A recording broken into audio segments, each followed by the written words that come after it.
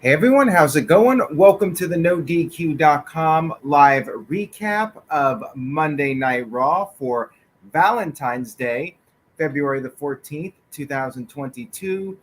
We have the Elimination Chamber pay-per-view or premium live event, as they like to call it. That is coming up this Saturday at 12 noon on Saturday. Yes, 12 noon Saturday, the Elimination Chamber premium live event. Shout out to everybody in the chat room, whether you're watching this live or on demand. I appreciate your viewership and support. Let's go ahead and get started with this recap. We started Raw with a promo from Bobby Lashley along with MVP. Lashley talked about how he has destroyed everybody in his path.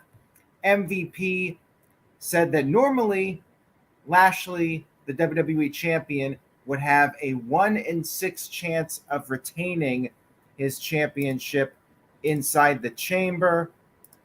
However, none of the participants are almighty, and therefore Lashley has a 100% chance of retaining the championship. We had a little bit of MVP math during this segment.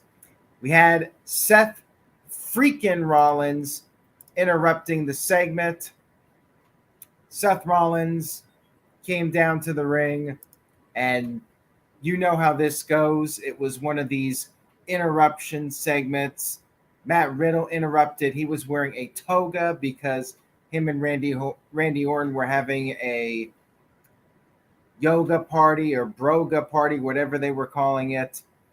And he talked about how being locked in the chamber is like being locked in a gas station bathroom, something like that. He said he wanted to see Bobby Lashley in a toga. Then we had Austin Theory arrive.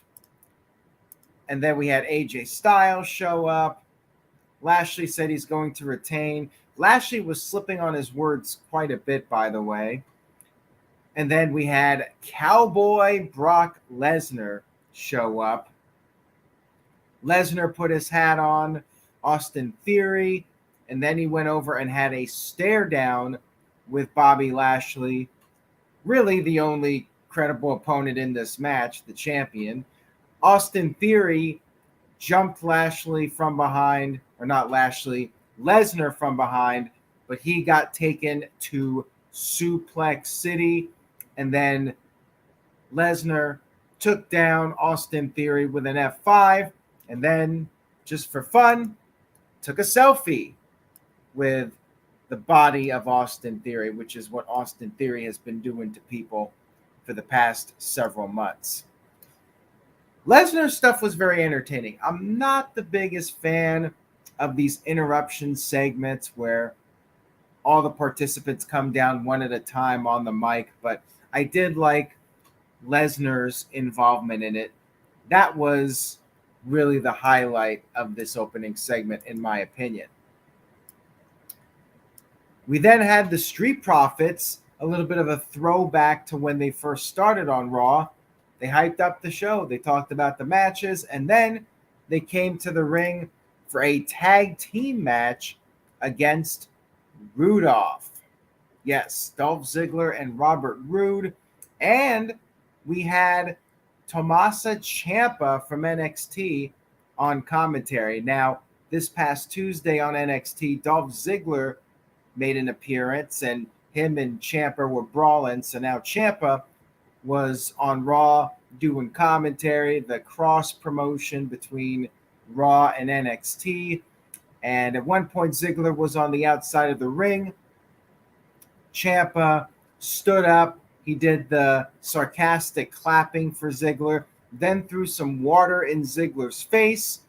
Roode was in the ring distracted by this. He got hit with the Sky High from Angelo Dawkins, and then Montez Ford came off the top of the Frog Splash to pick up the win. Ziggler got in a super kick on Ciampa after the match and then ran away to the back. Match was very short, not much to it. It was more about the whole Ciampa and Ziggler interaction to set up a match at some point. I'm not sure if it's going to be at the NXT Vengeance Day event, which is Tuesday night, or if it's going to be coming up at the Stand and Deliver event. But one would think that Dolph Ziggler versus Tommaso Ciampa is coming up in the future. And backstage, we had several people, the catering guys and gals. They were wearing togas for this rkbro party. And Randy Orton, however, was not wearing a toga. He was in the locker room. He was interviewed. He was not amused. He had a main event match against Seth Rollins that he had to focus on. Then we had Kevin Owens backstage talking about how he will probably not be at WrestleMania this year. The storyline is that there might not be a match for Kevin Owens at WrestleMania. Owens said last week that he loves Texas, but WWE ran a poll to see if Owens was lying or not, and the fans voted that yes, Kevin Owens is lying about loving Texas.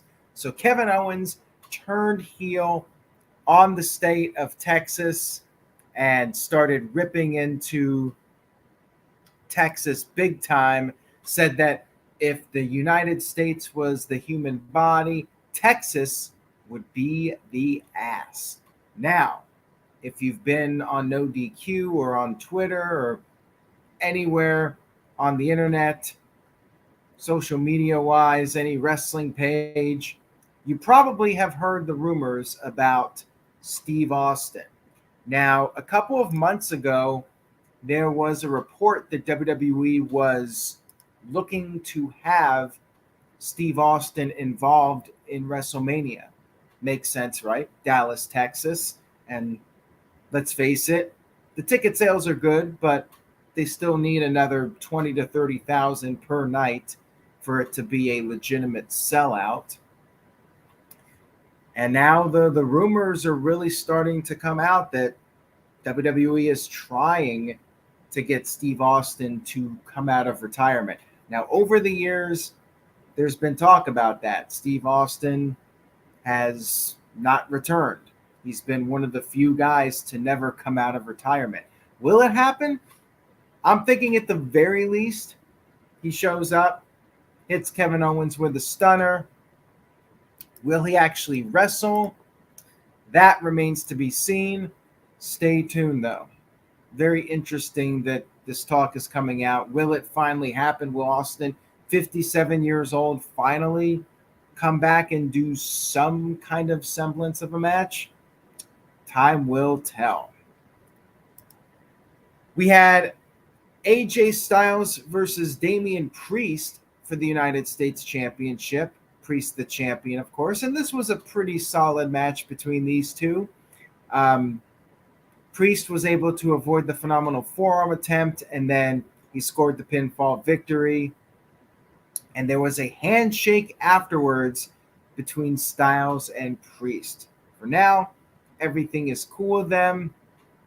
And Styles, he's got other things to worry about right now, but maybe we'll see these guys wrestle again leading up to WrestleMania 38 in Dallas. Moving on here, we had Alexa Bliss in another therapy segment. And she admitted that for the first time in a while, life is good. She's happy. The therapist had a gift for her, a torn up Lily doll. And she said that, or he said that she could be at peace now. And he brought out another doll and said that he had an idea. And this was the end of the first Alexa Bliss segment. Hold on a second. Technical difficulty here for a second. One moment. All right. Moving on here. We had Omos in a handicapped match against the Hurt Business. Not much to say about it. Squash match. Poor Hurt Business. Poor Cedric Alexander and Shelton Benjamin. Basically jobbers. Like, they could have accomplished the same thing here by bringing in two random guys, two local people. But instead, the Hurt Business get fed to Omos in a handicap match. Choke slam Cedric Alexander. Got the win. Again, not much to say about it. Just a showcase for Omos. We had Reggie and Dana Brooke. Dana Brooke was the 24/7 champion, and they were having dinner for Valentine's Day, even though they're technically just friends. Dana Brooke made that clear last week. You had Tozawa and Tamina sneaking into a nearby booth to try and ambush Reggie, and this was the first segment. We'll get to more of this in a few moments. We had the Street Profits backstage wearing the togas. They were getting ready for I guess it was just an ongoing party backstage throughout the show. It really wasn't a segment in the ring. We had a Lita and Becky Lynch contract signing. Yes, a contract signing, which usually means letter grade down. And the thing is, too, well, spoiler alerts, but for SmackDown this Friday, another contract signing. So 2 in 1 week. Letter grade down.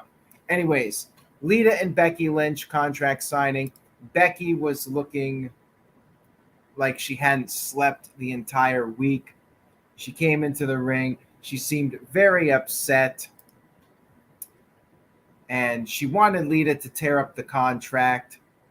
Lita, though, said that she has a championship run left. She knows Becky Lynch is scared.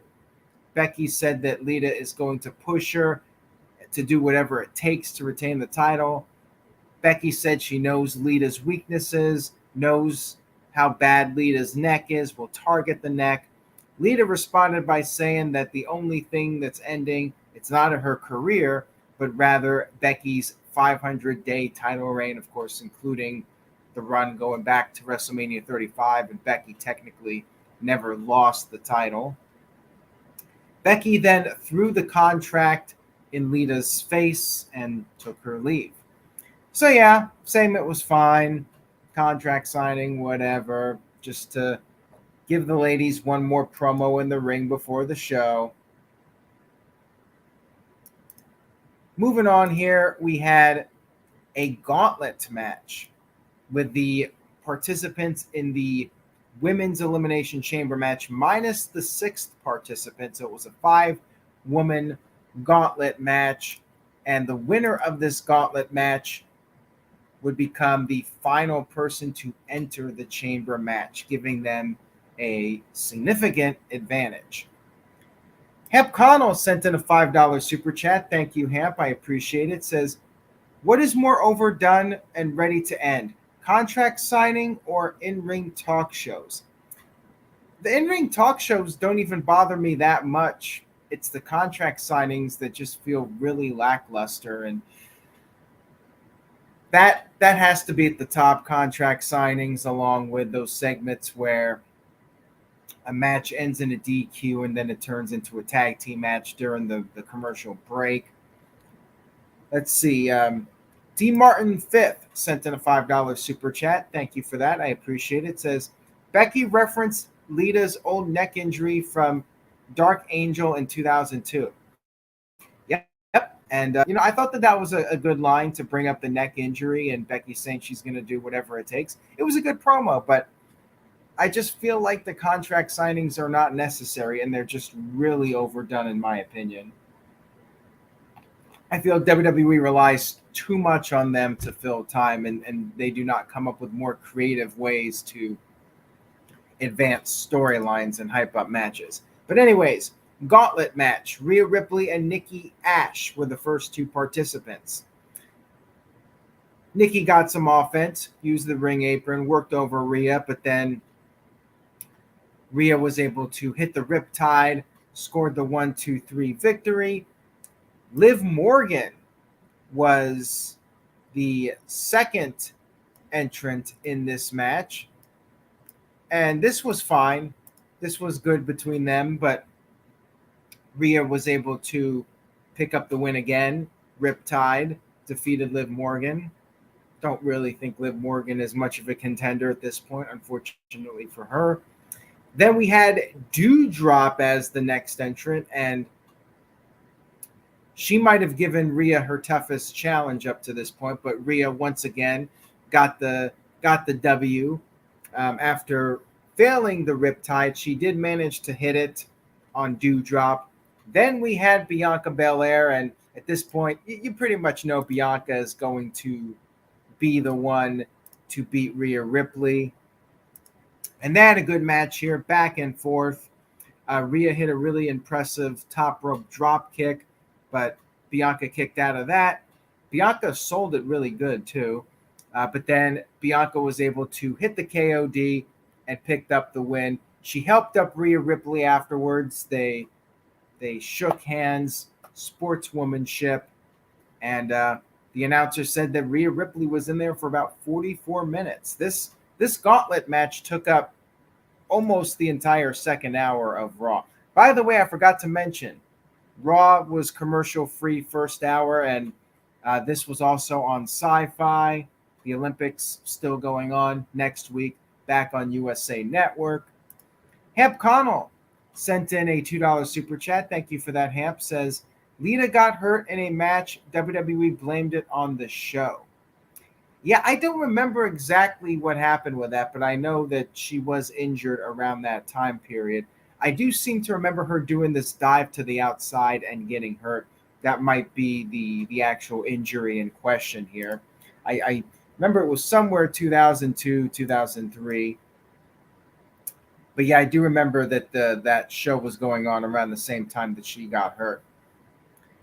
So yeah, even though Rhea Ripley lost, she had a very good showing in this match. Bianca Belair gets the advantage. What does this mean? We'll talk about this more when we do the predictions video. Make sure you guys stay tuned for that. Subscribe to the channel if you haven't already.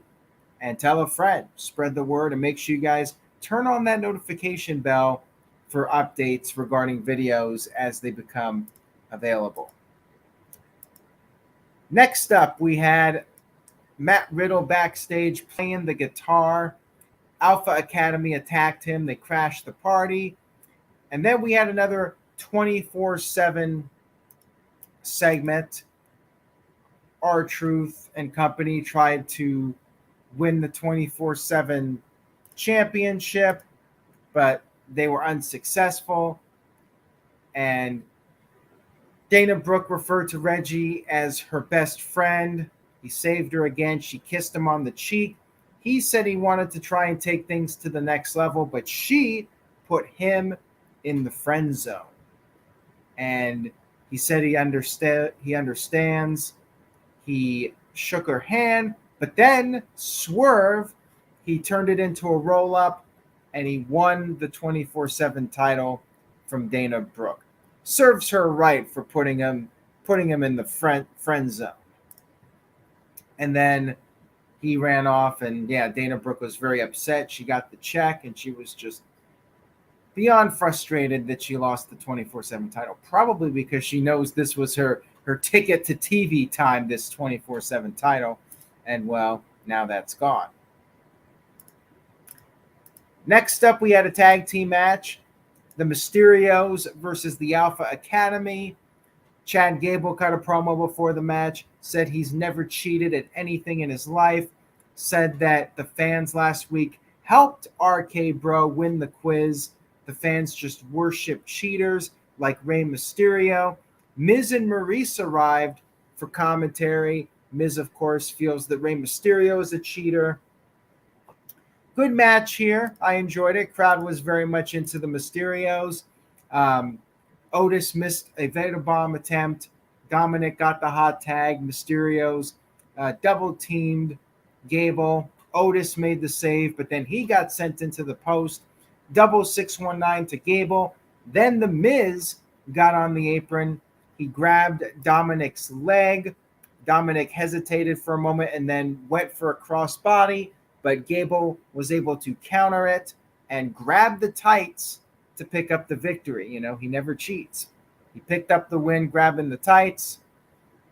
And then afterwards, The Miz came in the ring and hit the skull-crushing finale to Rey Mysterio. And it was announced that at Elimination Chamber, it will be Rey Mysterio versus The Miz one-on-one. This is going to be a long show. I mean, they're starting at noon, which I guess if you're going to do a long show, this would be the time, noon start time. I feel like this is going to be a 4-hour show. You got 2 chamber matches, and you got a pretty stacked card here for this show. Definitely feels like this could be a very lengthy pay-per-view. We had another, I guess, the final Alexa Bliss therapy segment. She has been cured. The therapist said that the stuffings have been put into the original Lily. The stuffings of the original Lily have been put into the replica Lily. So the soul of the Lily doll is always there. Some crap like that. And then Alexa Bliss did a little voiceover and declared herself for the Elimination Chamber. So no Sasha Banks, no Bayley, no Asuka. Alexa Bliss is the 6th and final entrant in the Women's Elimination Chamber. Do I think she has a chance of winning? Possibly. But you guys will have to tune in for the predictions video to get my thoughts on that. But yes, Alexa Bliss, 6th and final entrant in the Elimination Chamber. And then we had our final match of the evening, Randy Orton versus Seth Rollins, a rematch from WrestleMania 31. I was at that one. Very fun show and great match between them. I love that RKO finish at WrestleMania. Anyways, Orton went for the DDT early on, but he got dumped out to the floor. He was selling his knee for a while. He made his comeback doing the big superplex, shades of his dad. Went back and forth here for a while.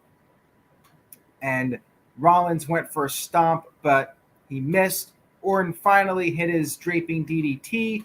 Then he hit the RKO, but then Alpha Academy ran down. Matt Riddle jumped Gable. Orton went after Otis and then got back into the ring, and he got caught with the stomp. Seth Rollins picked up the win 1-2-3 to build the momentum heading into Saturday. I almost said Sunday. Saturday's Elimination Chamber match. All in all, it was a pretty entertaining show. It was a good Raw. Wouldn't say it was a great Raw, but I did enjoy it.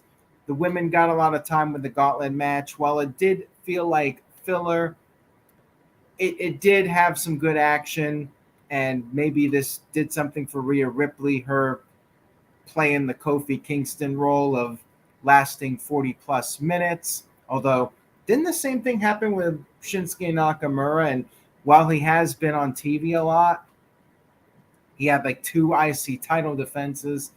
Didn't really elevate his career like some were hoping. But yeah, Raw was good. I would say recommend. It was a good Raw. I think some of it was worth watching. Letter grade, I'd probably give it a B-. Not a bad show. Some good wrestling. Some good build-up for the pay-per-view. Pretty solid. Pretty solid Raw this week, in my opinion. So anyways, guys, thank you for tuning in. I appreciate your viewership and support as always. And if you like this video, please give it a thumbs up on YouTube. And again, consider subscribing if you haven't already. Stay tuned to NoDQ.com for Elimination Chamber predictions, No DQ review. I'm sure we'll be talking about the Steve Austin rumors and other news going on. So we got that all coming up this week. Hope to see you guys for all that. And on that note, have a great week. Take care, everybody. Stay safe out there. I will see you guys next time. And remember, say yes to NoDQ.com. Later, everyone.